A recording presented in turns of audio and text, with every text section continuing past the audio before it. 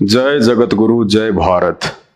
आप सभी भाई बहनों को मुझ पवन दास की तरफ से प्यार भरा नमस्कार, राम राम।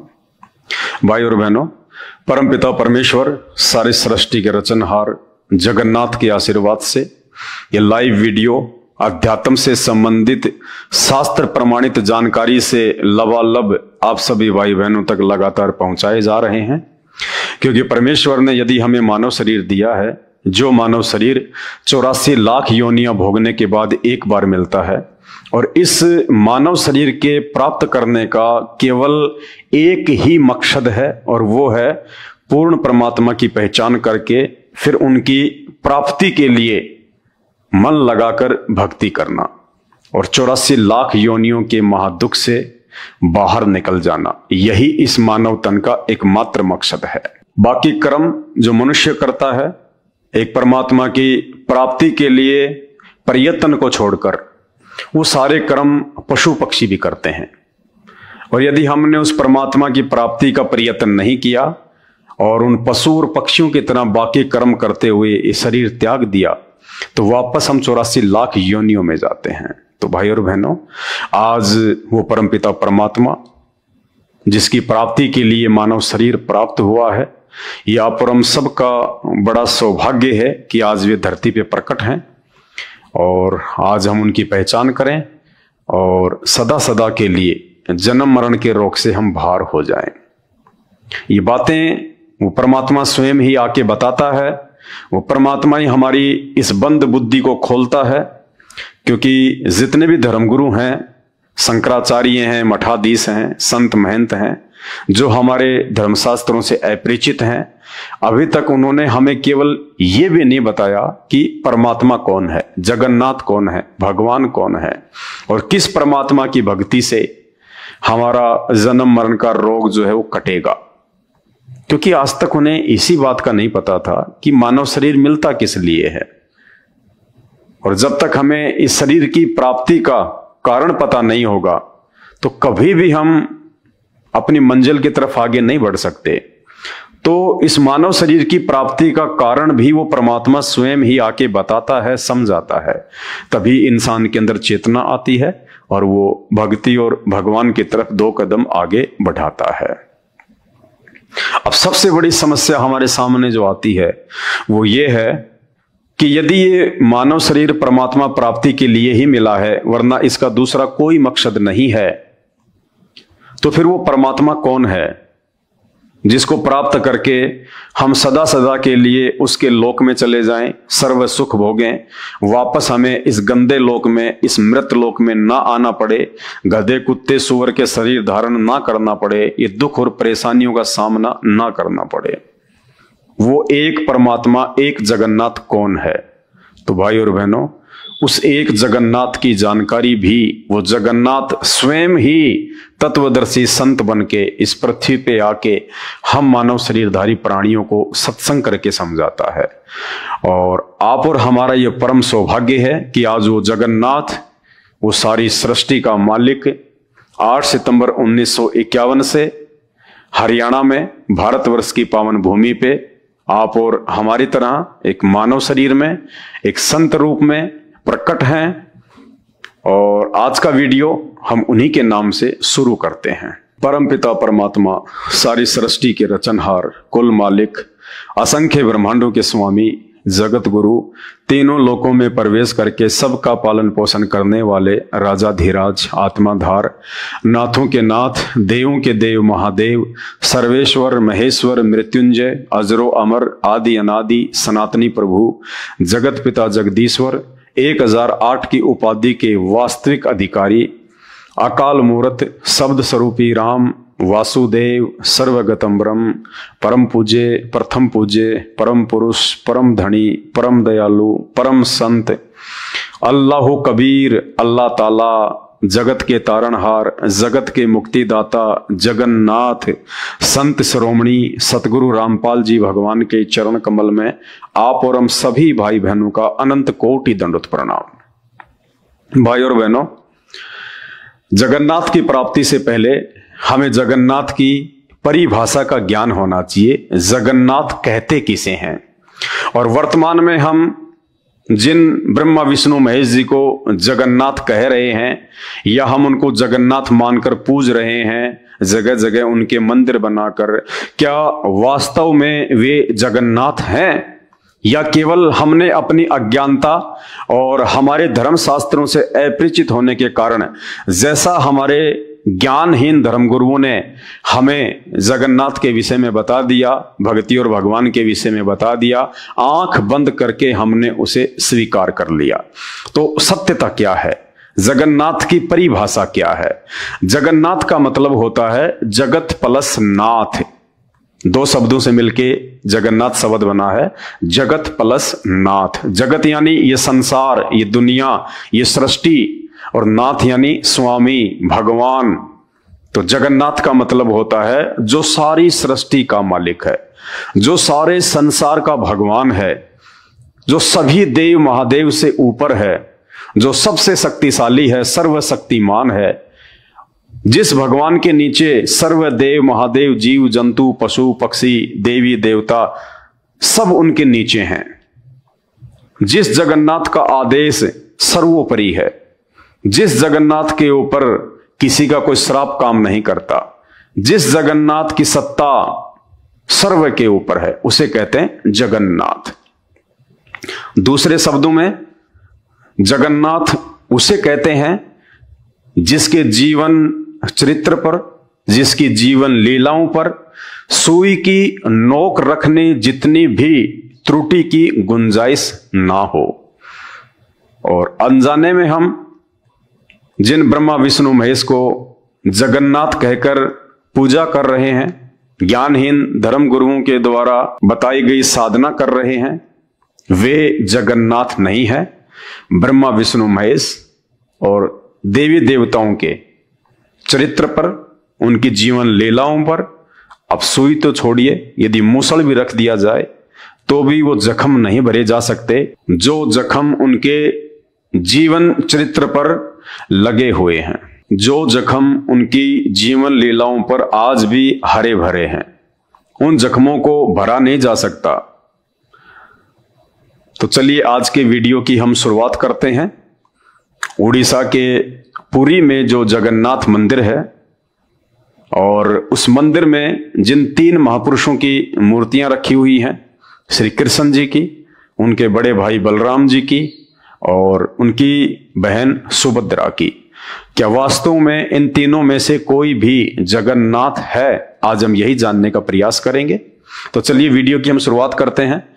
और ये दैनिक भास्कर का एक ऐड है 7/6/2023 का, और इसमें लिखा है लू लगने से भगवान बीमार, 15 दिन बंद रहेंगे मंदिर के कपाट। जी हां, उड़ीसा के पुरी में जगन्नाथ मंदिर में लू लगने से जगन्नाथ भगवान बीमार पड़ गए और 15 दिन तक वो स्वस्थ नहीं हो पाएंगे, और श्रद्धालुओं के लिए मंदिर के जो कपाट हैं वो बंद कर दिए गए हैं।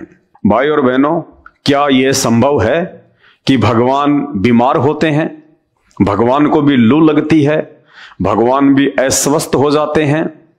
जबकि हॉस्पिटल में हम देखते हैं जब किसी व्यक्ति का उपचार डॉक्टर नहीं कर पाता है और डॉक्टर अंत में कह देता है कि आप इसको लेकर जाइएगा, इसका जीवन बहुत थोड़ा है, इसकी सांसें बहुत कम हैं और इसका उपचार अब संभव नहीं है, तो वे परिवार वाले फिर मंदिर में जाएंगे, मस्जिद में जाएंगे और वहां जाकर वो उस जगन्नाथ से और परमात्मा से ये प्रार्थना करते हैं, अरदास करते हैं, भेंट चढ़ाते हैं और हाथ जोड़कर कहते हैं कि हे परमात्मा, हे भगवान, हे मालिक, हे अल्लाह, आप सबको जीवन दान देने वाले हैं, आप अपने भगत को जीवन दान दीजिए, आप इनको स्वस्थ कीजिए।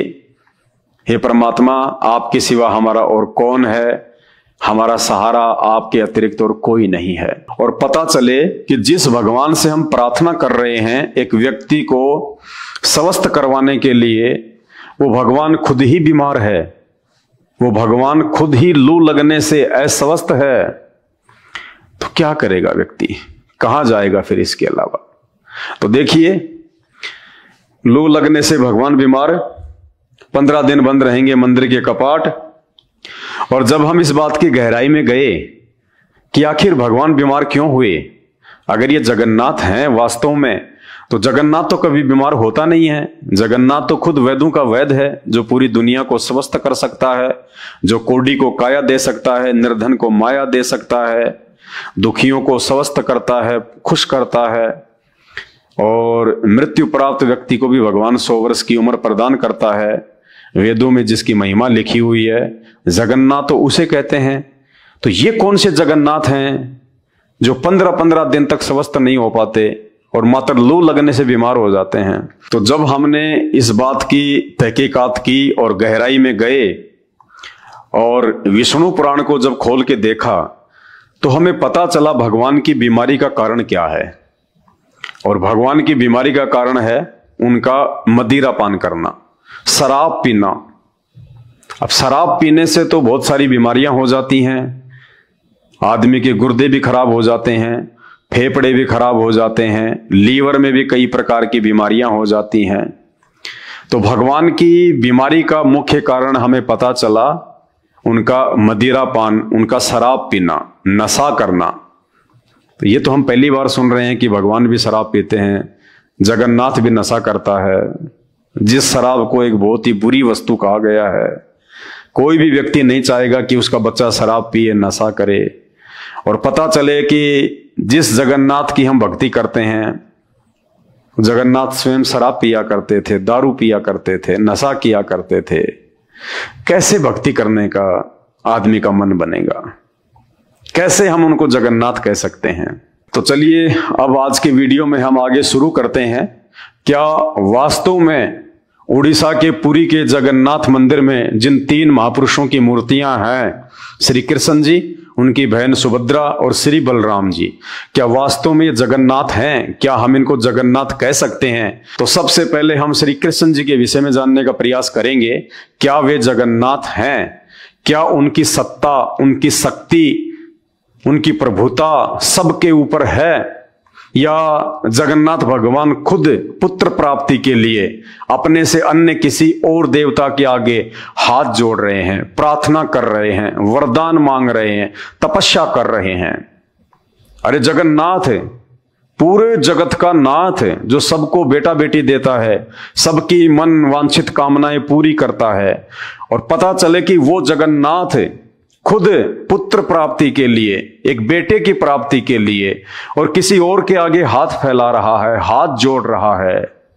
तो हम कैसे उनको जगन्नाथ कह सकते हैं? जगन्नाथ तो दुनिया को बेटा देता है, जगन्नाथ तो बांझ की गोद हरी भरी करता है, और जगन्नाथ खुद पुत्र प्राप्ति के लिए किसी और से प्रार्थना कर रहा है। तो ये बातें हमें सोचने पे विवश करती हैं। तो चलिए आज हम शुरू करते हैं श्री कृष्ण जी से कि वे कहां तक के जगन्नाथ हैं। और इस बात का हमें पता चलेगा श्रीमद् देवी भागवत से। ये श्रीमद् देवी भागवत महापुराण है और इसका ये पेज नंबर है 285, 285। श्री कृष्ण का शिव जी की प्रसन्नता के लिए तप करना और वर प्राप्त करना, जिन्हें हम जगन्नाथ भगवान कह रहे हैं कि श्री कृष्ण जी जगतनाथ हैं, सारे संसार के स्वामी हैं, इन्होंने सृष्टि की रचना करी है, ये सबकी मनवांछित इच्छाएं पूरी करते हैं। तो वे श्री कृष्ण जो आपको दिखाई दे रहे हैं, ये श्री कृष्ण किसी और भगवान से पुत्र प्राप्ति के लिए अरदास कर रहे हैं, प्रार्थना कर रहे हैं। ये किससे प्रार्थना कर रहे हैं, क्यों प्रार्थना कर रहे हैं, जगन्नाथ को प्रार्थना करने की आवश्यकता क्यों पड़ गई? देखिएगा, पेज नंबर 285 है। श्री कृष्ण जी का शिव जी की प्रसन्नता के लिए तप करना और वर प्राप्त करना। देखिएगा, राजा जनमेजय ने कहा, मुनिवर, आपके मुखारविंद से यह प्रसंग सुनकर मुझे महान आश्चर्य हो गया। राजा जनमेजय जी ने व्यास जी से कहा कि महाराज, आपके मुख से यह बात सुनकर कि भगवान श्री कृष्ण, जिनको जगत गुरु कहते हैं, जिनको जगत का स्वामी कहते हैं, जिनको सृष्टि का रचनहार कहते हैं, वो भगवान किसी और से एक पुत्र प्राप्ति के लिए भीख मांग रहा है, तप कर रहा है, प्रार्थना कर रहा है। यह बात सुनकर मुझे बड़ा आश्चर्य हो रहा है। जगत गुरु श्री कृष्ण में सारी शक्तियां निहित थी, फिर भी उनका पुत्र प्रसव गृह से हर लिया गया, यानी श्री कृष्ण जी का बेटा चोरी कर लिया गया। ऐसी घटना कैसे हो गई? नगर की रक्षा का समुचित प्रबंध था, सुरक्षित अंतःपुर में प्रवेश गृह की व्यवस्था थी, फिर भी सम्रासुर ने भीतर प्रवेश कर उस बच्चे को कैसे हर लिया? सत्यवती नंदन व्यास जी, इसका जो कारण है वह स्पष्ट बताने की कृपया कीजिए। तो व्यास जी ने क्या कहा? व्यास जी कहते हैं, राजन, माया में अनुपम शक्ति है, मानवों को मूढ़ बना देना इसका स्वाभाविक गुण है। लोग इसे सांभवी कहते हैं। जगत में कौन ऐसा है जो इसके प्रभाव में न आया हो? मनुष्य का जन्म पाते ही सभी मानवोचित गुण उसमें आ जाते हैं। संपूर्ण गुण देह से संबंध रखते हैं। देवता अथवा दानव कोई भी इस नियम का उल्लंघन नहीं कर सकता।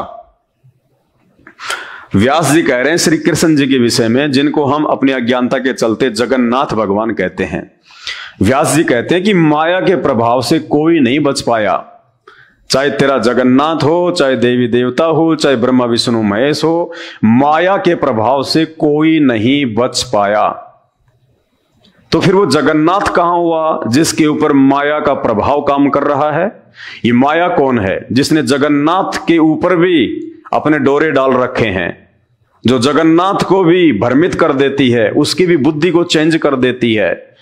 तो फिर वो जगन्नाथ से बड़ी तो माया हुई, जिसका प्रभाव उस जगन्नाथ के ऊपर भी श्री व्यास जी बता रहे हैं। ये माया कौन है? ये माया है जिसे आप जगन्नाथ कहते हैं, ब्रह्मा विष्णु महेश को, इनकी मां दुर्गा, अष्टंगी, 8 भुजा वाली, शेरा वाली, जिसको शास्त्रों में माया कहा गया है, प्रकृति देवी कहा गया है। ये है वो माया जिसकी शक्ति से ये तीनों देवता ब्रह्मा विष्णु महेश, ये 3 लोक की सृष्टि एज ए मैनेजर के रूप में संचालित करते हैं। ये तीनों जगन्नाथ नहीं है, ये पूर्ण परमात्मा नहीं है, इनसे ऊपर माया है। इनकी मां जगदम्बा दुर्गा, दुर्गा से ऊपर उसका पति है काल, मुसलमान धर्म में जिसको शैतान कहते हैं। उस शैतान से ऊपर है वो जगन्नाथ, जो सबसे ऊपर है, जिसकी सत्ता सबके ऊपर है। और इस बात का विशेष तौर पे आपको उस समय पता चलेगा जब आप YouTube पे जाके सर्च करेंगे सृष्टि रचना संत रामपाल जी महाराज। परमेश्वर रामपाल जी भगवान ने सृष्टि रचना के माध्यम से सभी देवी देवताओं की शक्ति का, उनकी प्रभुता का बिल्कुल तरतीब वाइज खुलासा किया हुआ है, हमारे ही धर्मशास्त्रों से, वेदों से, गीता जी से, इन पुराणों से। तो जब तक आप ये सृष्टि रचना को नहीं समझ लेंगे, तकरीबन 2 से 3 घंटे का वीडियो है संत रामपाल जी का, जब तक आप सृष्टि रचना को अच्छे से नहीं समझ लेंगे, नहीं जान लेंगे, आप इन प्रत्येक भगवानों की शक्ति का आइडिया नहीं लगा लेंगे, अनुमान नहीं लगा लेंगे, तब तक आप इन धर्मशास्त्रों को समझ नहीं सकते, आप इन भगवानों को नहीं समझ सकते। क्योंकि एक पुराण में तो शंकर जी को महान बता दिया गया, दूसरे पुराण में विष्णु जी को महान बता दिया गया, तीसरे पुराण में ब्रह्मा जी को सृष्टि का रचनहार बता दिया गया, और फिर आपस में यही पुराण एक दूसरे को नीचा भी दिखा रहे हैं। तो भाई और बहनों, इस अध्यात्म को समझने के लिए हमारे को संत रामपाल जी भगवान के सत्संग सुनने ही पड़ेंगे। दूसरा धरती पे कोई ऑप्शन है ही नहीं जो हम भक्ति और भगवान को समझ सकें, धर्म ग्रंथों को समझ सकें। तो व्यास जी कह रहे हैं कि माया में अनुपम शक्ति है और मानवों को मूढ़ बना देना इसका स्वाभाविक गुण है। श्री कृष्ण जी एक मानव थे, एक व्यक्ति थे, एक इंसान थे। वो भगवान नहीं थे, परमात्मा नहीं थे। मानते हैं उनमें कुछ शक्तियां हम इंसानों से बढ़ के थी, लेकिन वे सभी इंसानों के ऊपर भगवान नहीं है, जगन्नाथ नहीं है। भूख प्यास नींद भय आलस्य मोह शोक संशय हरस अभिमान बुढ़ापा मृत्यु अज्ञान गलानी वैर ईर्ष्या डा मद और श्रम, ये सभी देह के साथ ही उत्पन्न होते हैं। राजन, सभी पर इनका प्रभाव कुछ न कुछ पड़ता है। भगवान मानव का शरीर धारण करके धराधाम पर पधारे थे। कौन? श्री कृष्ण जी। अतः उन्होंने भी मानव लीला के लिए सभी मानवोचित कार्य संपन्न किए। इस विषय में अन्यथा विचार अवांछनीय है। पहले कंस के भय से भगवान गोकुल पधारे। ये देखिए, अरे जगन्नाथ उसको कहते हैं जिसको किसी का भय ना हो, जिसको किसी का कोई डर ना हो। डर तो आम व्यक्ति की प्रवृत्ति है। और यहां व्यास जी क्या कह रहे हैं? पहले कंस के भय से, यानी कंस के डर से भगवान श्री कृष्ण गोकुल पधारे। यानी भगवान भी डरता है, भगवान भी भयभीत होता है। वो भगवान कहां हुआ जो डरेगा? जिसमें भय है वो भगवान नहीं होता। कभी संत रामपाल जी के सत्संग सुन के देखिए, कहते हैं निर्विकार निर्भय तू ही और सकल भयमान, और सब पे तेरी साहिबी तुझ पे साहिब नाए। वो जगन्नाथ, वो भगवान, वो निर्विकार होता है। उसके चरित्र पर कोई दाग नहीं होता है। वो तीनों गुणों से दूर होता है। रजगुण, सतगुण और तमोगुण, इन तीनों गुणों का प्रभाव यानी माया का प्रभाव उस जगन्नाथ को प्रभावित नहीं कर सकती। वो भय से दूर होता है। निर्विकार निर्भय तू ही और सकल भयमान, कि हे परमेश्वर आपके अलावा सभी विकारी हैं और भय युक्त हैं। एक निर्विकार और निर्भय केवल आप हैं। निर्विकार निर्भय तू ही और सकल भयमान, और सब पे तेरी साहिबी। हे परमात्मा, आपकी साहिबी, आपकी सत्ता सब पे है। 33 करोड़ देवी देवताओं से लेके ब्रह्मा विष्णु महेश, माया, दुर्गा, काल, शैतान, सब पे तेरी साहिबी, तुझ पे साहिब नाए। आपके ऊपर कोई साहिब नहीं है, कोई भगवान नहीं है, एकमात्र आप ही साहिब हैं। तो यहां हमारे भगवान श्री कृष्ण, जिनको आप जगन्नाथ कहते हैं, वो अपने ही मामा कंस के भय से, उनके डर से, और कहां पधारे? गोकुल। कुछ दिनों के बाद जरासंध से भयभीत होकर द्वारका चले गए। फिर कुछ दिनों बाद में जरासंध से भयभीत होकर, डर कर, देखो ये श्री विष्णु पुराण में लिखा हुआ है, आपकी आंखों के सामने है, व्यास जी ने लिखा है, झूठ इसमें रत्ती भर भी नहीं है। फिर भगवान जरासंध से भी डर कर, भयभीत होकर, और कहां पधारे? ये देखिए, भयभीत होकर द्वारका चले गए। बताइए, अगर जगन्नाथ ही डरने लगा तो दुनिया कौन चलाएगा भाई? ये संसार की रक्षा कौन करेगा? जगन्नाथ अगर डर कर अगर अपना स्थान चेंज कर रहा है, अपनी जगह चेंज कर रहा है, दर दर भटकता फिर रहा है, तो दुनिया किसके सहारे चल रही होगी? कौन है वो जगन्नाथ? कुछ दिनों के बाद जरासंध से भयभीत होकर द्वारका चले गए। फिर उन्होंने रुक्मणी को हर लिया। बताइए, रुक्मणी को भगा ले गए भगवान, हर लिया, अपहरण कर लिया। जैसे रावण ने सीता का अपहरण किया था, वैसे ही आपके जगन्नाथ श्री कृष्ण जी ने रुक्मणी का हरण कर लिया। ये भगवानों के काम होते हैं। जबरदस्ती करना, अपहरण करना, ये भगवानों के काम नहीं होते, जगन्नाथ के काम नहीं होते। अभी तक हमें जगन्नाथ की परिभाषा का ही पता नहीं है। सनातन धर्म की मर्यादा जानते हुए भी भगवान श्री कृष्ण उस उत्सव के समय रुक्मणी हरण में प्रवृत्त हो गए। यानी हमारे सनातन धर्म में किसी स्त्री का अपहरण करना, उसका हरण करना, ये मर्यादाओं से बाहर है। तो कहते हैं सनातन धर्म की मर्यादाओं का ज्ञान होने के बाद भी जानबूझ के भगवान ने गलती करी, ये कुकर्म किया, ये गलत काम किया, रुक्मणी हरण का। खुद व्यास जी लिख रहे हैं कि ये सनातन की मर्यादाओं के विपरीत है, फिर भी भगवान ने ये काम किया। तो ये जगन्नाथ हैं जो खुद मर्यादा तोड़ रहे हैं। अरे इसकी भक्ति करने वाला फिर कहां से मर्यादा निभाएगा? जब टीचर खुद ही डिसिप्लिन तोड़ेगा तो उसके विद्यार्थी कहां से डिसिप्लिन को फॉलो करेंगे? और यही कारण है आज इन भगवानों के, नकली जगन्नाथों के ये जीवन चरित्र इन पुराणों में जो लिखा हुआ है, उस हिसाब से आज किसी भी व्यक्ति के अंदर विकारों से मुक्ति प्राप्त करने की शक्ति नहीं है। हर व्यक्ति शराब, नशा, मांसाहार, चोरी, जारी, ठगी, लड़ाई झगड़ा, मार पीट, बलात्कार, इन सभी कुकर्मों में लिप्त है। क्यों? क्योंकि जिनको हम जगन्नाथ कह रहे हैं वो हमसे पहले इन कुकर्मों में लिप्त हैं। तो इनकी भक्ति करेंगे, इनकी यदि हम पूजा करेंगे तो इनके गुण हमारे अंदर आएंगे आएंगे। और आज पूरे हिंदुस्तान का बेड़ा गर्क हो रहा है। सनातन धर्म की मर्यादा जानते हुए भी भगवान श्री कृष्ण उस उत्सव के समय रुक्मिणी हरण में प्रवृत्त हो गए। सम्रासुर द्वारा प्रद्युम्न के हारे जाने पर भगवान श्री कृष्ण शोकाकुल हो उठे।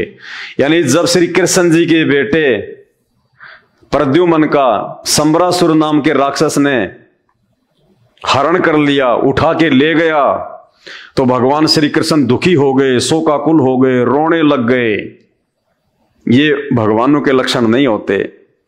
अरे हमारे देश में, हमारे सनातन में साधु संतों की भी ये परिभाषा है कि वो दुख में दुखी नहीं होते और सुख में सुखी नहीं होते, वे लाभ हानि में एक समान रहते हैं, उसको साधु कहते हैं। और यहां आप इनको जगन्नाथ कह रहे हो, आप इनको भगवान कह रहे हो। और जब इनका एक बेटा चोरी हो गया तो तुरंत ये शोक में डूब गए, व्याकुल हो गए, दुखी हो गए। ये जगन्नाथ के लक्षण नहीं है, भगवान के लक्षण नहीं होते।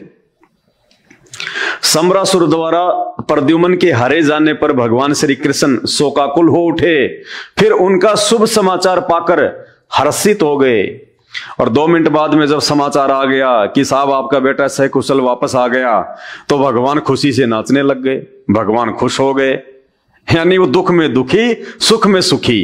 एक आम व्यक्ति जो समझदार होता है, जिसको थोड़ा बहुत आध्यात्मिक ज्ञान होता है, वो भी ऐसा नहीं करता है कि छोटी सी समस्या आ गई तो दुखी हो गया और छोटी सी कोई प्रसन्नता मिली तो सुखी हो गया, हंसने लग गया, हर्षित हो गया। ये साधु संतों के लक्षण नहीं होते। साधु संत भगत लाभ हानि में, दुख सुख में एक समान होते हैं। तो ये हमारे भगवान जगन्नाथ के लक्षण हैं, ये उनके गुण हैं। आप देख लीजिए कैसे आप इनको जगन्नाथ कह रहे हो, समझ से बाहर है। उसके बाद सत्यभामा की आज्ञा मानकर भगवान श्री कृष्ण शूरक पधारे। वे वहां से कल्प वृक्ष ले आना चाहते थे। रोके जाने पर इंद्र से युद्ध किया, इंद्र हार गए। अपनी स्त्री के वश होना प्रकट करते हुए भगवान ने कल्प वृक्ष छीन लिया गया। भगवान श्री कृष्ण जी की एक पत्नी सत्यभामा ने जिद कर ली, अड़ गई। जैसे सीता जी वनवास के दौरान सोने के हिरण को देख के रामचंद्र जी से अड़ गई कि मुझे चाहिए, उसी प्रकार सत्यभामा भी श्री कृष्ण जी से अड़ गई कि मुझे कल्प वृक्ष चाहिए, वो देवताओं का पेड़ चाहिए मुझे। तो श्री कृष्ण भगवान अपनी स्त्री के वश होकर, देखिए लिखा हुआ है, सत्यभामा की आज्ञा मानकर भगवान श्री कृष्ण शूरक पधारे। वे वहां से कल्प वृक्ष ले आना चाहते थे। रोके जाने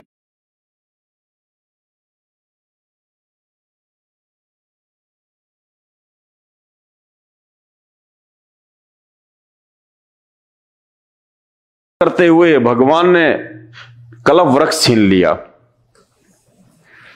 अपनी औरत के वश होके। भाई ये जगन्नाथ के लक्षण नहीं होते, ये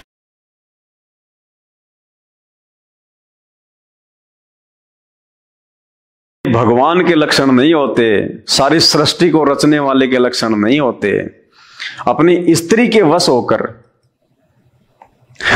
तो श्री कृष्ण जी से बड़ी तो सत्यभामा हो गई। भाई और बहनों, विचार करो इन बातों पे। ये राम श्री कृष्ण, इनका जो जीवन है वो केवल आप और हम इंसानों की तरह था। और जिस समय इन्होंने ये बड़े बड़े काम किए जिनको आज हम चमत्कार कह रहे हैं, उस समय तो आम साधु संत महात्मा ये चमत्कार जो है वो कर दिया करता था, कोई बड़ी बात नहीं थी। त्रेता में श्री रामचंद्र जी आए तो उस समय तो हर कोई चमत्कार करता था। क्या बाली के पास चमत्कार नहीं थे? बाली के सामने कोई एकल युद्ध नहीं कर सकता था, उसके आमने सामने होके कोई लड़ाई नहीं कर सकता था। सामने वाले की आदि शक्ति उस बाली के अंदर आ जाती थी। रावण अपनी सिद्धि शक्ति से सेना को आकाश में उड़ा ले जाता था। 33 करोड़ देवी देवताओं को कैद करके ले आया। रावण का पुत्र इंद्रजीत, मेघनाथ, अपनी सिद्धि शक्ति से अपनी सेना को आकाश में उड़ा के और उसने देवताओं के राजा इंद्र को हरा दिया। इंद्र की बेटी सुलोचना से रावण के बेटे की शादी हुई, तब जाके इंद्र को वापस उसका वो पद मिला। तो कोई बड़ी बात नहीं थी। ये तो वाल्मीकि ऋषि थे, श्री रामचंद्र जी के गुरु थे। उन्होंने घास के तिनके से रामचंद्र जी के दूसरे बेटे को पैदा कर दिया, कुश को। तो ये कोई बड़ी बात नहीं थी उस समय। लेकिन आज कोई चमत्कार नहीं कर पा रहा, क्योंकि आज लोगों के पास में भक्ति नहीं रही। पहले भक्ति की कमाई से ये सारे काम होते थे। आज भी हो सकते हैं अगर किसी के पास में भक्ति है तो हमने इन चमत्कारों को देख के इनको भगवान मान लिया, जबकि ये चमत्कार तो उस समय आम साधु संत कर दिया करते थे, कोई बड़ी बात नहीं थी। अपनी स्त्री के वश होना प्रकट करते हुए भगवान ने कल्प वृक्ष छीन लिया। सत्यभामा जी बड़ी आदरणीय थी, उनकी प्रतिष्ठा रखने के लिए भगवान वृक्ष में बंध गए। उन अपने प्राणनाथ को सत्यभामा ने दान कर दिया। नारद जी प्रतिग्रह लेने पधारे, तत्पश्चात बराबर सुवर्ण देकर श्री कृष्ण चंद्र को बंधन से मुक्त किया। प्रद्युम्न प्रभृति श्रेष्ठ पुत्रों को देखकर जाम्बवती अधीर हो उठी। अब श्री कृष्ण जी की, जगन्नाथ भगवान की दूसरी पत्नी कौन? जाम्बवती। अब जाम्बवती नाराज हो गई श्री कृष्ण जी से, और क्या कहा जाम्बवती ने कि मुझे भी प्रद्युम्न जैसा बेटा चाहिए। सत्यभामा से जो प्रद्युम्न का जन्म हुआ था, तो जाम्बवती कहने लगी कि मुझे भी प्रद्युम्न जैसा बेटा चाहिए। किससे कहने लगी? जगन्नाथ से, श्री कृष्ण भगवान से। भगवान श्री कृष्ण से कहा, प्रभु मुझे भी सुयोग्य पुत्र प्रदान करने की कृपा करें। तब तपस्या करने के लिए निश्चित विचार करके भगवान पर्वत पर पधारे। वे उस पर्वत पर गए जहां परम तपस्वी शिव भगत उपमन्यु जी विराजमान थे। पुत्र अभिलाषी भगवान श्री कृष्ण ने उस महाभाग मुनि को गुरु बनाकर उनसे शैवी दीक्षा ग्रहण की और वहीं रहकर कठिन तपस्या आरंभ कर दी। ये भगवान श्री कृष्ण जी, इन्होंने पुत्र प्राप्ति के लिए, एक बेटे की प्राप्ति के लिए और पहाड़ पे जाके तपस्या करनी शुरू कर दी जगन्नाथ ने। फिर क्या होता है? तपस्या करने पर छठे महीने में भगवान शंकर प्रसन्न हो गए। कौन प्रसन्न हो गए? भगवान शंकर। सौम्य वेश में पधार कर उन्होंने साक्षात दर्शन दिए। उस समय द्वितीया के चंद्रमा को मस्तक पर धारण किए हुए भूत भावन भगवान शंकर बैल की सवारी पर वहां पधारे। भगवान शंकर ने महामना श्री कृष्ण को संबोधित करते हुए कहा, यदुकुल को आनंदित करने वाले महामते श्री कृष्ण, मैं तुम्हारी उत्तम तपस्या से प्रसन्न हो गया। तुम अभिलषित वर मांगो। जगन्नाथ को कह रहे हैं शंकर जी कि तेरी तपस्या से मैं प्रसन्न हो गया, वरदान मांगो, भीख मांगो। हर जगन्नाथ अब भीख मांगेगा। श्री कृष्ण जी अब शंकर जी से भीख मांगेंगे। बताइए ये काहे के जगन्नाथ है भाई? ये कैसे जगन्नाथ हो गए? जगन्नाथ तो लोगों को देता है। जगन्नाथ से तो पूरी दुनिया भीख मांगती है। जगन्नाथ किसी के आगे हाथ नहीं फैलाता, और वो भी पुत्र प्राप्ति के लिए। तो भाई और बहनों, ये जगन्नाथ नहीं है। जगन्नाथ की डेफिनेशन तो हमें आज तक इन नकली गुरुओं ने बताई नहीं, क्योंकि उनको खुद नहीं पता। ये जगन्नाथ की परिभाषा भी आज संत रामपाल जी ने आके बताई है कि जगन्नाथ किसे कहते हैं? जगत का नाथ, जिससे ऊपर कोई ना हो, जिसको किसी के आगे हाथ फैलाने की आवश्यकता ना पड़े, उसे कहते हैं जगन्नाथ। जो पूरी दुनिया को पुत्र देता है। और यहां आपके जगन्नाथ खुद एक पुत्र प्राप्ति के लिए भीख मांग रहे हैं। यदुकुल को आनंदित करने वाले महामते श्री कृष्ण, मैं तुम्हारी उत्तम तपस्या से प्रसन्न हो गया। तुम अभिलषित वर मांगो, मैं देने को तैयार हूं। मेरा सामने आ जाना संपूर्ण कामनाओं की सिद्धि का सूचक है। अब कोई भी मनोरथ शेष नहीं रह सकता। व्यास जी कहते हैं, अत्यंत प्रसन्न होकर सामने पधारे हुए उन भगवान शंकर को देखकर देवकी नंदन महाभाग श्री कृष्ण दंड की भांति उनके चरणों पर प्रेम पूर्वक पड़ गए। बताओ, जगन्नाथ और शंकर जी के पैरों में पड़ रहा है, दंडवत कर रहा है। अरे जगन्नाथ किसी के पैरों में नहीं पड़ता, दुनिया जगन्नाथ के पैरों में पड़ती है भाई। और जो दुनिया के पैरों में पड़ जाए, जो किसी और के पैरों में पड़ जाए पुत्र प्राप्ति के लिए, उसको जगन्नाथ नहीं कहा जा सकता। फिर मेघ के समान गंभीर वाणी से उन्होंने भगवान शंकर की स्तुति की, प्रार्थना करने लगे भगवान शंकर से हाथ जोड़ के। व्यास जी कहते हैं भगवान श्री कृष्ण अपना मनोभाव व्यक्त कर रहे थे। अभी बात समाप्त नहीं हुई थी कि भगवान शंकर ने उत्तर देना आरंभ कर दिया। और क्या कहा भगवान शंकर ने? शत्रुसूदन श्री कृष्ण, तुम्हें बहुत से पुत्र होंगे, 16,050 तुम्हारी स्त्रियां होंगी, प्रत्येक स्त्री से 10-10 बालक होंगे, सब में असीम बल होगा। यूं कहकर प्रिय दर्शन भगवान शंकर चुप हो गए। महाभाग श्री कृष्ण हाथ जोड़े खड़े रहे, जगन्नाथ हाथ जोड़ के खड़े रहे और शंकर जी उनको आशीर्वाद दे गए कि 16,000 तुम्हारी औरतें होंगी, हर एक औरत से तुम्हारे को 10-10 बलवान जो है वो पुत्र प्राप्त होंगे। यानी श्री कृष्ण जी को जो पुत्र प्राप्त थे वो उनकी अपनी शक्ति और अपने सामर्थ्य से नहीं थे, वो भी शंकर जी के वरदान से उनको पुत्र प्राप्त हुए थे। तो भाई और बहनों, ये जगन्नाथ नहीं है, ये परमात्मा नहीं है, ये तो बहुत छोटी शक्ति है। जब आप संत रामपाल जी के YouTube पे जाके सत्संग सुनोगे, सृष्टि रचना सुनोगे, तो पूरा का पूरा निष्कर्ष आपके सामने आ जाएगा इन भगवानों का, इनकी शक्तियों का।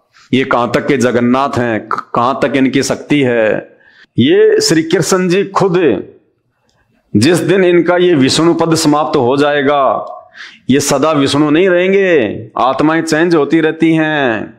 जिस दिन इनके पुण्य समाप्त होंगे, इनको विष्णु के पद से इनके पिता के द्वारा, शैतान के द्वारा हटा दिया जाएगा और इनको 84 लाख योनियों में डाल दिया जाएगा और विष्णु के पद पे किसी अन्य भक्ति युक्त आत्मा को बैठा दिया जाएगा।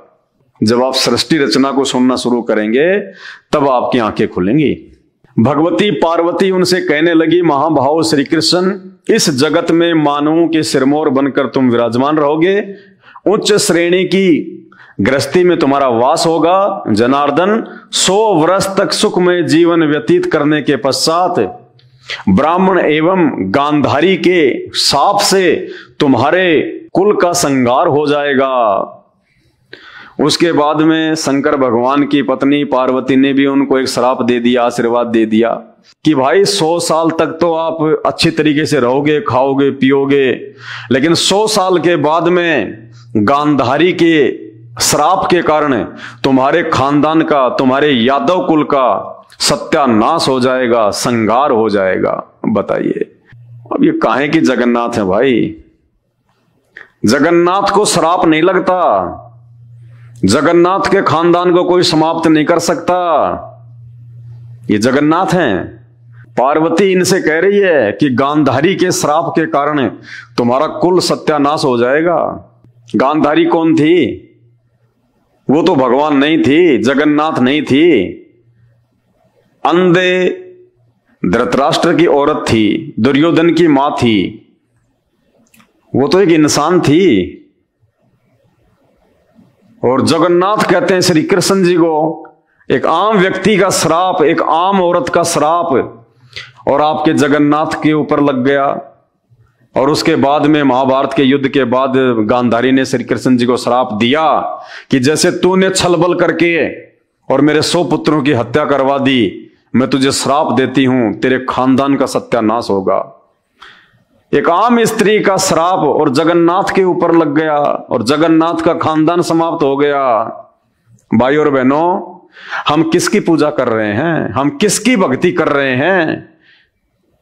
जो अपने ऊपर लगे गांधारी के श्राप को समाप्त नहीं कर सका, वो जगन्नाथ, वो श्री कृष्ण आप और हमारे दुखों को कहां से समाप्त कर देंगे? हमारे कष्टों को कहां से खत्म कर देंगे?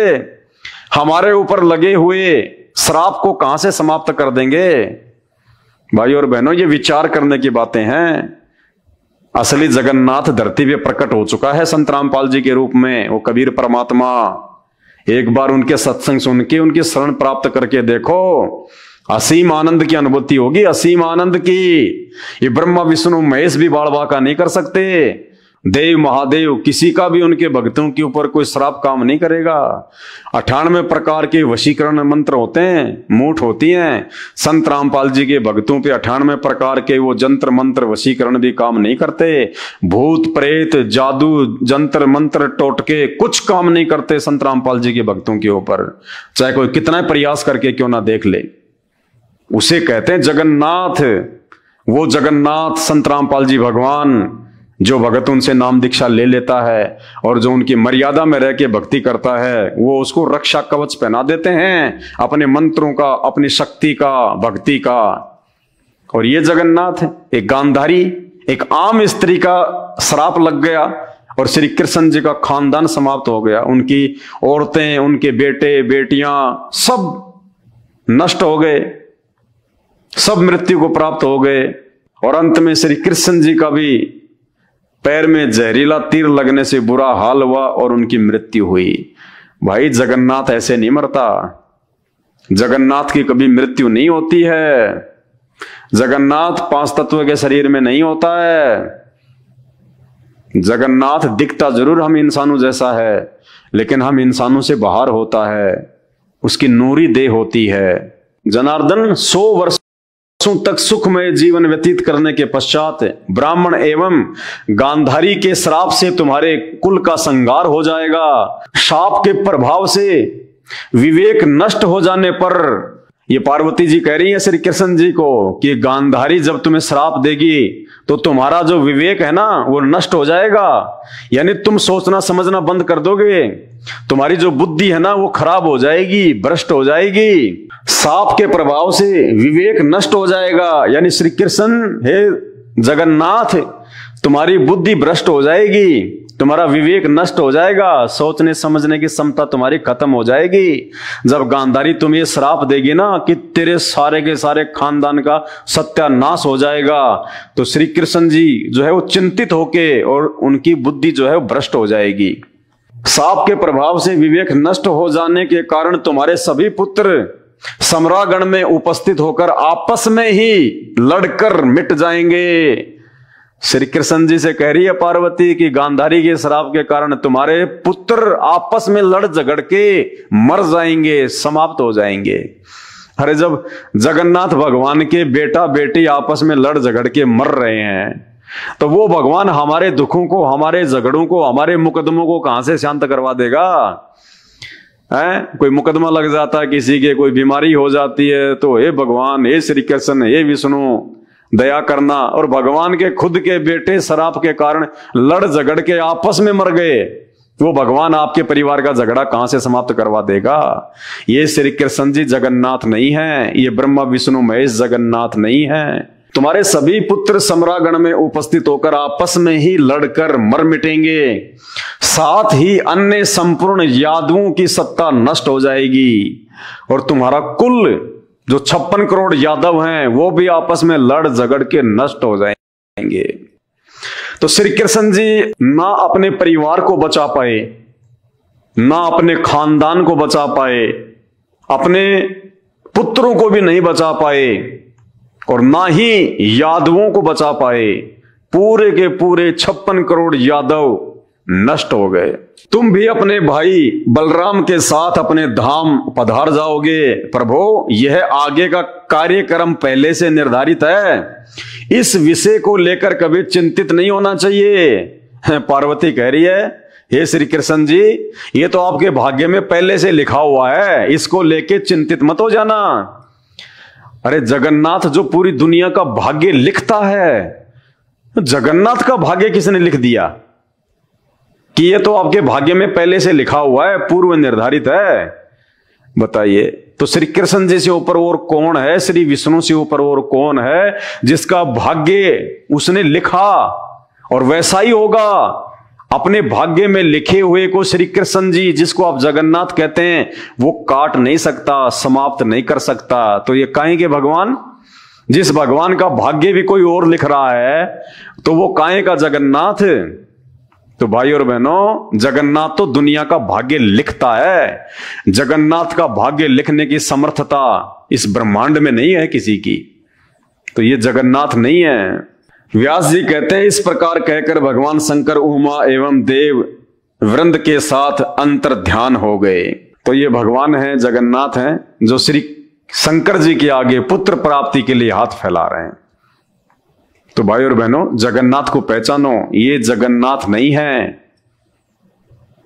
तो ये श्री कृष्ण जी जिनको आप जगन्नाथ कहते हैं, इनसे ऊपर तो श्री शंकर जी हो गए, जिन्होंने इनको पुत्र प्राप्ति के लिए वरदान दिया। जबकि जगन्नाथ तो दुनिया को वरदान देता है, जगन्नाथ किसी के आगे हाथ नहीं फैलाता। तो असली जगन्नाथ को पहचानो, और वो असली जगन्नाथ कबीर परमात्मा है। चारों वेद जिसकी महिमा गा रहे हैं, क्योंकि नकली धर्मगुरु वेदों को समझ नहीं पाए, और वेदों को समझना कोई बच्चों का काम नहीं है। वेदों को समझाने के लिए वो जगन्नाथ, वो कबीर परमात्मा स्वयं ही धरती पर एक तत्वदर्शी संत की भूमिका करता है। और गीता जी अध्याय नंबर 4 श्लोक नंबर 34 में इसीलिए अर्जुन से कहा था भगवान ने कि उस तत्व ज्ञान को समझने के लिए तू ज्ञानियों के पास जा, उनको दंडवत प्रणाम कर, फिर तुझे वो तत्वदर्शी ज्ञानी उस तत्व ज्ञान का उपदेश करेंगे। तो वो तत्वदर्शी संत आज इस धरती पे संत रामपाल जी हैं। संत रामपाल जी की शरण प्राप्त किए बिना आप जगन्नाथ को नहीं पहचान सकते, आप भक्ति नहीं कर सकते। और जो भक्ति आप कर रहे हैं, इनको जगन्नाथ मान के ब्रह्मा विष्णु महेश जी को, ये तो खुद जन्म और मरण में हैं। ये तो खुद 84 लाख योनियों में जाते हैं।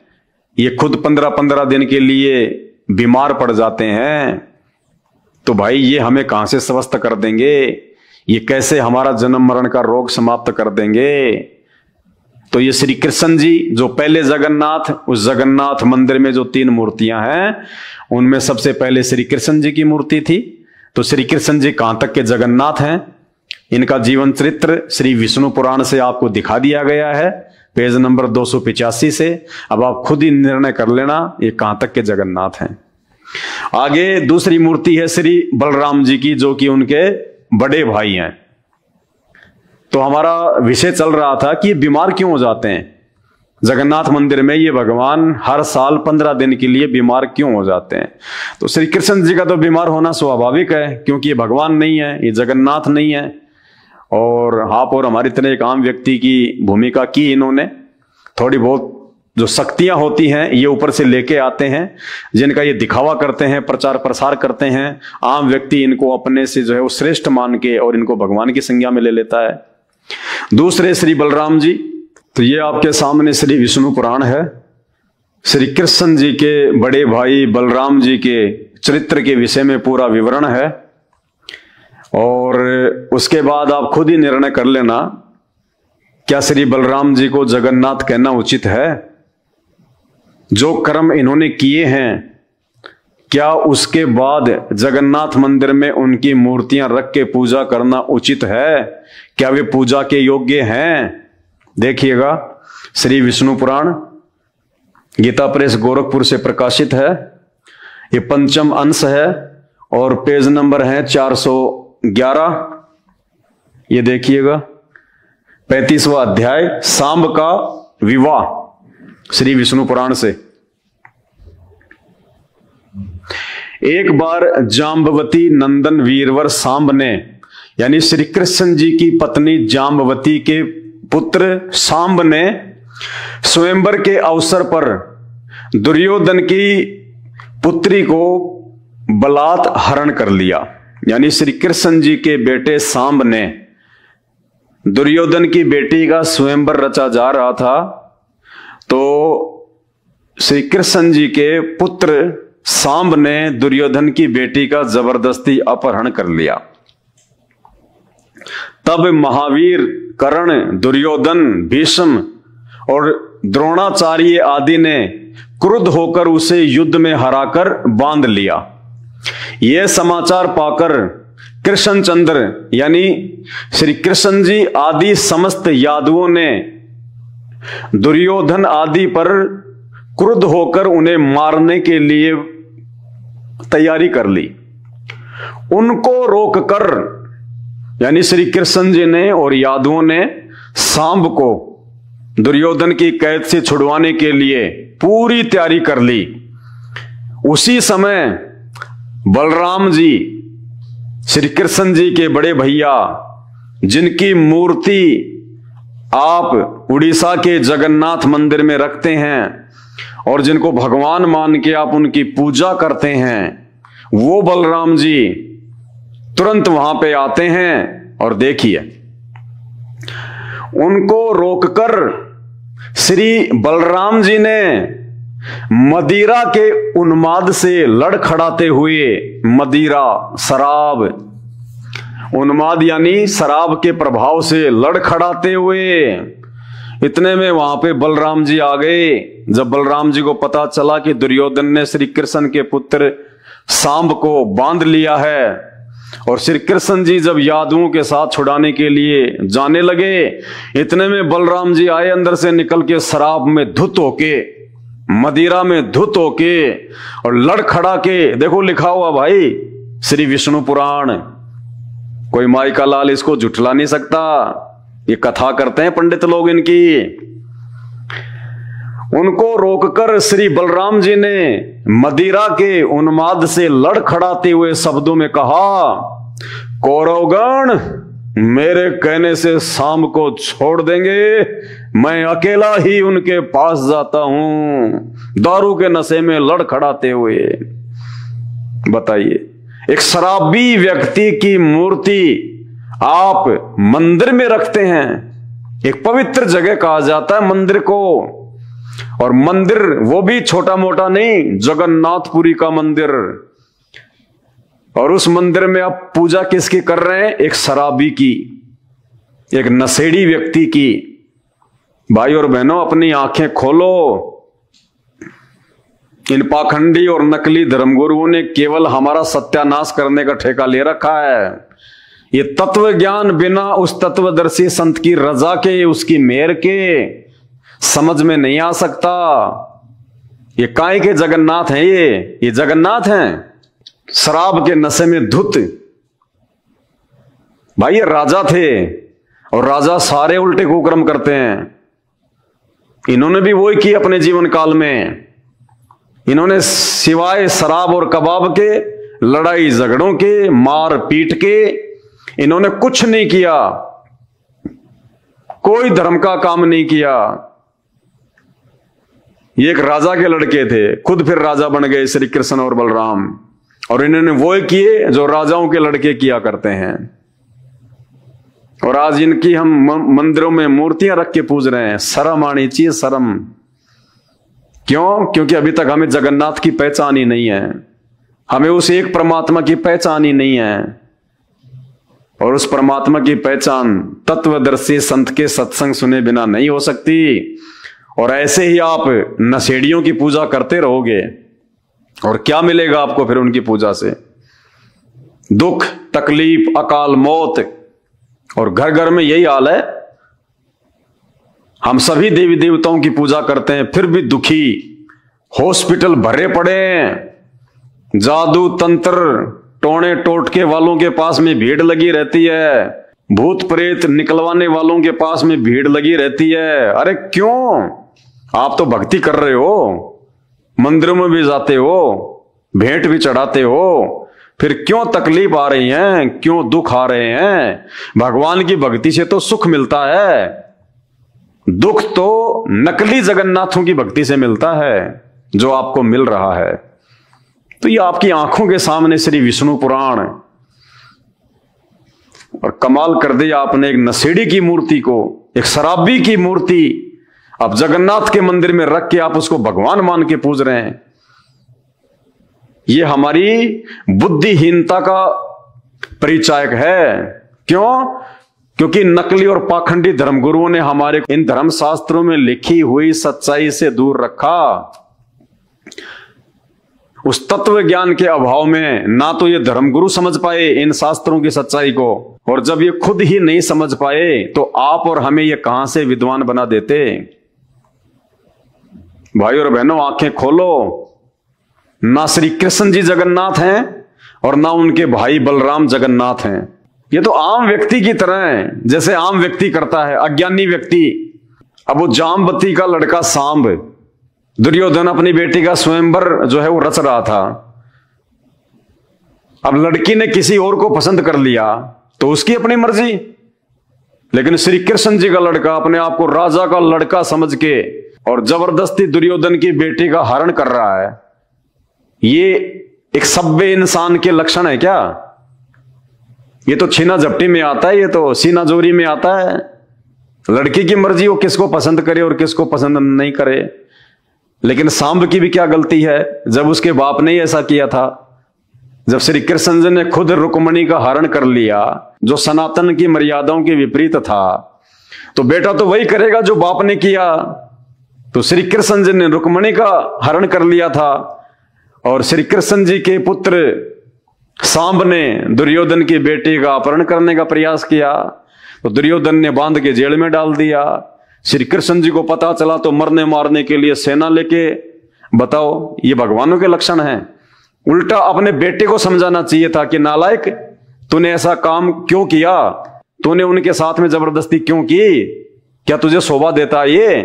अपने पुत्र को उसके कुकर्म के लिए धमकाने के बजाय और अपने ही पुत्र का यानी अधर्म का वो पक्ष ले रहे हैं। ये भगवान है, ये जगन्नाथ हैं। और ऊपर से वो बलराम जी उनको कह रहा तुम सब यहीं रुक जाओ, मैं अकेला ही जाके ले आऊंगा। बताओ, नशे में दुत,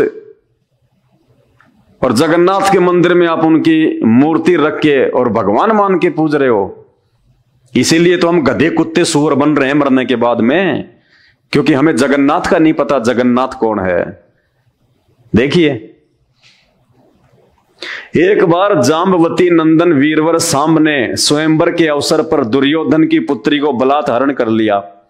तब महावीर कर्ण, दुर्योधन, भीष्म और द्रोण ने क्रुद्ध होकर उसे युद्ध में हराकर बांध लिया। यह समाचार पाकर कृष्णचंद्र आदि समस्त यादवों ने दुर्योधन आदि पर क्रुद्ध होकर उन्हें मारने के लिए बड़ी तैयारी की।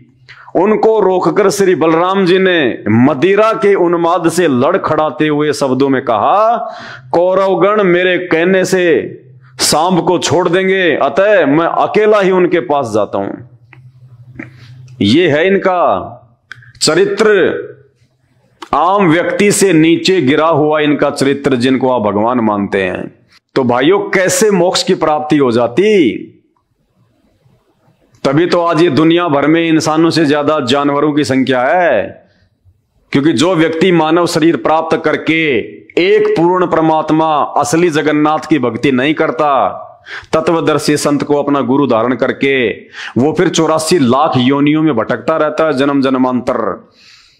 इसलिए आज से पहले हमारे पूर्वज जो ब्रह्मा विष्णु महेश 33 करोड़ देवी देवताओं की भक्ति करते थे, मरने के बाद में वो सब 84 लाख योनियों में भटक रहे हैं।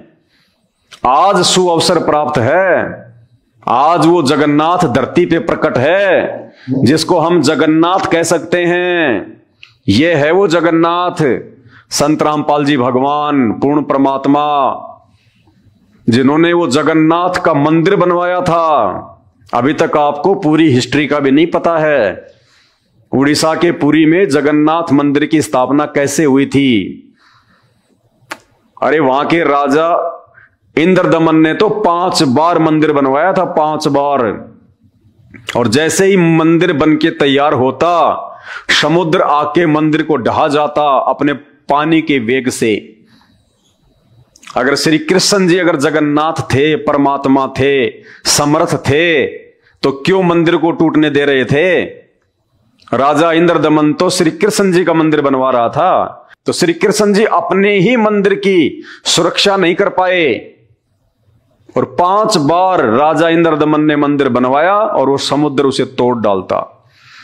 अंत में वो कबीर परमात्मा, सारी सृष्टि का रचनहार, वो जगन्नाथ, जिसने ब्रह्मा विष्णु महेश के बाप को, शैतान को, उस काल को वचन दिया था। काल ने परमात्मा से वरदान मांगा था कि परमात्मा द्वापर युग में मेरा पुत्र विष्णु श्री कृष्ण अवतार में धरती पे जाएगा और उसके मरने के बाद में उड़ीसा में उसके नाम से एक जगन्नाथपुरी का मंदिर बनेगा और समुद्र उस मंदिर को नहीं बनने देगा, वो प्रतिशोध लेगा समुद्र। किस बात का? कि जब वो मेरा बेटा कृष्ण त्रेता युग में रामचंद्र रूप में गया था और 14 साल का उसको वनवास हुआ, रावण उसकी पत्नी का हरण कर ले गया। अपनी पत्नी को वापस लाने के लिए, समुद्र पार करने के लिए उसने 3 दिन तक समुद्र से याचना की थी कि मुझे रास्ता दे दो, लेकिन समुद्र टस से मस नहीं हुआ। तब श्री रामचंद्र जी ने अपना अग्नि बाण निकाला और उस समुद्र को गालियां दी, नीच और गुलाम कहा।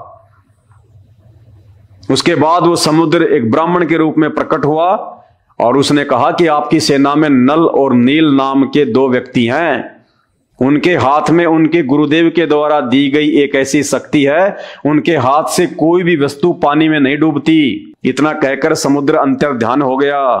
उस बात का प्रतिशोध जो श्री रामचंद्र जी ने समुद्र को गालियां दी थी जब उसने रास्ता नहीं दिया था, वो समुद्र उन गालियों का प्रतिशोध लेगा और वो फिर द्वापर में उड़ीसा में वो जगन्नाथ का मंदिर नहीं बनने देगा, बार बार उसको वो नष्ट कर देगा।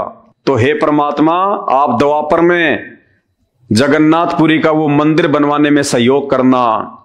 तो अपने वायदे के अनुसार, अपने वचन के अनुसार उस कबीर परमात्मा ने, जो आज सतगुरु रामपाल जी के रूप में, तत्वदर्शी संत के रूप में आप और हमारा परम सौभाग्य है कि वे धरती पे प्रकट हैं, उस परमेश्वर ने वहां जाकर और वो जगन्नाथपुरी में वो मंदिर बनवाया था, समुद्र को रोका था। इंद्रदमन को कहा कि भाई ये मंदिर मैं बनवा सकता हूं, अगर तुझे बनवाना हो तो मैं वहां बैठा हूं समुद्र के पास में, आ जाना। दूसरे दिन इंद्रदमन वहां गया, परमात्मा से प्रार्थना करी और कहा कि भाई आप मंदिर बनवाओ, अब की बार ये समुद्र आपका मंदिर नहीं तोड़ सकता। और जैसे ही मंदिर बनके तैयार हुआ, उसी समय समुद्र अपने पूरे वेग से 40-50 फुट ऊंची लहरों के साथ में मंदिर को तोड़ने के लिए आगे बढ़ा। लेकिन सामने वो कबीर परमात्मा बैठे हुए थे वहां पे, जिसको कबीर चोरा भी कहते हैं। आज भी वहां पे वो यादगार है जहां बैठ के कबीर परमात्मा ने समुद्र को रोका था। कबीर चोरा के नाम से आज भी वो स्थान उस मंदिर के पास वहां पर है। तो समुद्र उससे आगे नहीं बढ़ पाया और कहा कि भगवान मुझे रास्ता दो। बोला भाई क्यों? कि मुझे मंदिर तोड़ना है। बोला क्यों तोड़ना भाई, मंदिर से तेरी क्या दुश्मनी है? बोला इसने मुझे त्रेता युग में जब ये राम रूप में आया था, विष्णु का अवतार, तो इसने मुझे गालियां दी थी, भला बुरा कहा था, मैं उसका प्रतिशोध लूंगा। तब परमात्मा ने कहा था कि भाई आप इस मंदिर को नहीं तोड़ पाओगे। बोला मुझे तोड़ना है। तो बोला तोड़ ले जाके, फिर मुझसे क्या पूछ रहा है? बोला आपकी शक्ति से मैं आगे तो नहीं बढ़ पा रहा। तो बोला तू मंदिर नहीं तोड़ पाएगा। तो बोला महाराज कोई तो उपाय बताओ अपनी बेइज्जती का बदला लेने का। तब उस कबीर परमात्मा ने कहा था कि आप इस मंदिर को तो तोड़ नहीं पाओगे, लेकिन अगर आपको बदला ही लेना है तो श्री कृष्ण जी की जो द्वारिका है उसको जाके डुबो दो पानी में पूरी, लेकिन थोड़ी बहुत छोड़ देना, ताकि आने वाले समय में ये सबूत रह जाए कि हाँ यहाँ पे कोई द्वारिका थी, वरना लोग विश्वास ही नहीं करेंगे। उसके बाद में समुद्र ने उस द्वारिका को डुबोया था। तो भाई और बहनों, इस कहानी को पूरी सुनने के लिए, इस यथार्थ सच्चाई को पूरी जानने के लिए आप YouTube पे सर्च करें संत रामपाल जी महाराज के सत्संग, सृष्टि रचना को सर्च करें। उस सृष्टि रचना में आपको इन सारी बातों का पता चलेगा कि वास्तव में असली जगन्नाथ कौन है। और असली जगन्नाथ आज ये संत रामपाल जी भगवान हैं, जिनके ऊपर किसी देव महादेव की नहीं चलती। इन्होंने ही पूरे ब्रह्मांडों को रचा है, पूरी सृष्टि को रचा है। और आज ये एक तत्वदर्शी संत की भूमिका में आप और हम सब के समक्ष प्रकट हैं, वो अद्वितीय आध्यात्मिक ज्ञान देने के लिए, जिस ज्ञान के लिए ये आत्मा युगों युगों से भटक रही है, जिस ज्ञान के अभाव में हम इन नकली भगवानों को जगन्नाथ मान के पूज रहे हैं, जिस ज्ञान के अभाव में हम जन्म और मरण के चक्कर में पड़े हुए हैं, 84 लाख योनियों में जाते हैं, दुख उठा रहे हैं। तो आज इस जगन्नाथ भगवान को पहचानो, और इनकी पहचान इनके सत्संग सुनने से होगी, इनके विचारों से होगी। देखिए, यदि आप श्री कृष्ण जी या श्री राम जी के विषय में नहीं पढ़ते, नहीं सुनते, उनकी ये लीलाएं नहीं पढ़ते, तो आज आपको कैसे पता चलता कि ये भगवान थे, ये विष्णु के अवतार थे। हमने सुना लाखों बार, हजारों बार हमने पढ़ा, तब जाके हमारे अंदर ये बातें समाई। तो ऐसे ही जब तक आप संत रामपाल जी के सत्संग नहीं सुनेंगे, आप उनके विचारों से परिचित नहीं होंगे, तब तक आप किसी भी धर्म के किसी भी धर्म ग्रंथ को और उन धर्म ग्रंथों में लिखी हुई इन बातों को समझ ही नहीं पाएंगे, आप निष्कर्ष निकाल ही नहीं पाएंगे। इन शास्त्रों को पढ़ते हुए हजारों साल हो गए हमारे धर्म गुरुओं को, आज तक ये हमारे को इन शास्त्रों से, 33 करोड़ देवी देवताओं से, ब्रह्मा विष्णु महेश से एक भगवान निकाल के नहीं दे पाए कि इन सबसे ऊपर एक परमात्मा कौन है, वो असल में जगन्नाथ कौन है, जिसकी सत्ता सबके ऊपर है, जिसकी प्रभुता सबके ऊपर है। और उस जगन्नाथ की यदि हम शरण में आ जाएं तो हमारा बेड़ा पार हो सकता है, हमारा जन्म मरण का ये असाध्य रोग समाप्त हो सकता है। हम 84 लाख योनियों में पशु पक्षी ना बनकर सदा के लिए उस परमेश्वर के लोक में जाके शाश्वत सुख प्राप्त कर सकते हैं, जहां जाने के बाद में ना कभी मृत्यु होती है, ना कभी बुढ़ापा आता है, ना कभी शरीर में कोई रोग होता है, क्योंकि बॉडी ऐसी रहेगी, लेकिन ये 5 तत्व का शरीर नहीं होगा, हार्ड मास का नहीं होगा, नूरी तत्व का शरीर मिलेगा वहां पे। तो भाई और बहनों, प्रार्थना है, विनती है, परमात्मा धरती पे आए हुए हैं, आप मानो या ना मानो, कोई भी महापुरुष जब इस धरती पे आता है, आप श्री रामचंद्र जी को ही ले लीजिए, जो कि विष्णु के अवतार थे, किसने उस समय उनको भगवान माना? किसी ने नहीं माना। उनके परिवार ने भी उनको श्री विष्णु का अवतार नहीं माना। ऐसे ही द्वापर में श्री कृष्ण जी आए थे, उनके खुद के परिवार ने, रिश्तेदारों ने भी उनको श्री कृष्ण नहीं माना, उनको अवतार नहीं माना। उनके साथ में लड़ते रहे, झगड़ते रहे आजीवन। बेचारे को मथुरा छोड़ के द्वारिका जाना पड़ा, लड़ाई झगड़ों से तंग आकर।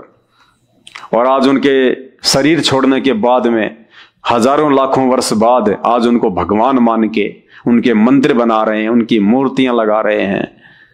आज हमें क्या लाभ देंगे? वो मूर्ति हमें क्या लाभ देगी? वो बेजान मूर्ति, वो मुर्दा, ना बोल सकती, ना सुन सकती, ना चल सकती, आज क्या फायदा देगी वो मूर्ति हमें? अरे डॉक्टर के मरने के बाद उसकी मूर्ति हॉस्पिटल में लगा दी जाए, क्या कोई रोगी उस मूर्ति से अपना इलाज करवा सकता है? नहीं करवा सकता। वो तो जब डॉक्टर जीवित था वो ही उपचार कर सकता था। तो जिस समय ये राम श्री कृष्ण जी थे और जितनी इनके पास में शक्ति थी, पावर थी, जितना ये लोगों का भला कर सकते थे, उतना भला भी ये उसी समय कर सकते थे, आज नहीं कर सकते। तो भाई और बहनों, आंखें खोलो, परमात्मा धरती पे है। मेरा मकसद केवल आपको संत रामपाल जी के सत्संग सुनने के लिए प्रेरित करना है। आप एक बार उनके सत्संग सुने, आपको खुद ब खुद ये महसूस हो जाएगा कि हाँ, ये कोई परम शक्ति है। और जब आप ध्यान से सत्संग सुनेंगे फिर तो सब कुछ पता चल जाएगा कि धरती पे एकमात्र जगन्नाथ संत रामपाल जी भगवान है। और आने वाले समय में तो सबको पता चलेगा, पूरी दुनिया को पता चलेगा, पूरा ब्रह्मांड संत रामपाल जी की समर्थता को देखेगा। क्योंकि आने वाला समय बहुत भयंकर है, विनाशकारी है, प्राकृतिक उथल पुथल का समय है, महामारियों का समय है। उस समय आम व्यक्ति दौड़ेगा कि कौन है वो परमात्मा, कौन है वो भगवान जो मुझे इस विपत्ति से बाहर निकाल दे। उस समय आपके ये पत्थरों के देव महादेव भी फैल हो जाएंगे। उस समय संत रामपाल जी एकमात्र शेष बचेंगे दुनिया में, और दुनिया दौड़ दौड़ के इनके कदमों में आएगी, दौड़ दौड़ के। 2028 तक का खेल है ये, 2028 तक का। तो भाई और बहनों, समझदार वो है जो समय रहते उनका ज्ञान समझ के उनकी शरण में आ जाए। अरे ठोकर लगने के बाद तो पूरी दुनिया ही समझ जाती है। समझदार वो है जो दूसरों की ठोकर से समझ जाए। तो इन भगवानों का जीवन चरित्र आपको इन्हीं के ग्रंथों से, श्रीमद् देवी भागवत से, श्री विष्णु पुराण से आपको दिखा दिया गया है। श्री कृष्ण जी कहां तक जगन्नाथ हैं, जो एक पुत्र प्राप्ति के लिए शंकर जी के आगे हाथ फैला रहे हैं, तपस्या कर रहे हैं, विनती कर रहे हैं। एक गांधारी, एक आम स्त्री के श्राप के कारण श्री कृष्ण जी का पूरा परिवार नष्ट हो गया, यादव कुल नष्ट हो गया। वो अपने परिवार को नहीं बचा पाए। महाभारत के युद्ध के दौरान श्री कृष्ण जी का सगा भांजा अभिमन्यु मृत्यु को प्राप्त हो गया। उनकी बहन सुभद्रा रो रही थी, चीख रही थी, चिल्ला रही थी। श्री कृष्ण जी अपने सगे भांजे को जीवित नहीं कर पाए। उसी सुभद्रा की फोटो बीच में जगन्नाथपुरी मंदिर में लगा रखी है मूर्ति। वो सुभद्रा जो अपने खुद के पुत्र की प्राप्ति के लिए श्री कृष्ण के आगे हाथ जोड़ रही थी और श्री कृष्ण जी भी नहीं बचा पाए। तो श्री बलराम जी, श्री कृष्ण जी और उनकी बहन सुभद्रा ये पूजा के योग्य नहीं हैं। ये कोई जगन्नाथ नहीं है। ये तो जगन्नाथ के पैरों की धूल के बराबर भी नहीं है। असली जगन्नाथ संत रामपाल जी भगवान है। समय रहते इनके सत्संग सुनना शुरू कर दो, अपना आत्म कल्याण करवा लो, वरना कल को मजबूरन दुखी होके, परेशान होके, नाक रगड़ के आना पड़ेगा। आज के वीडियो में केवल इतना ही। फिर परमात्मा प्रेरणा करेंगे, समय समय पर आपके लिए सत्य आध्यात्मिक जानकारी लेके आते रहेंगे। बंदी छोड़ सतगुरु रामपाल जी भगवान की जय हो।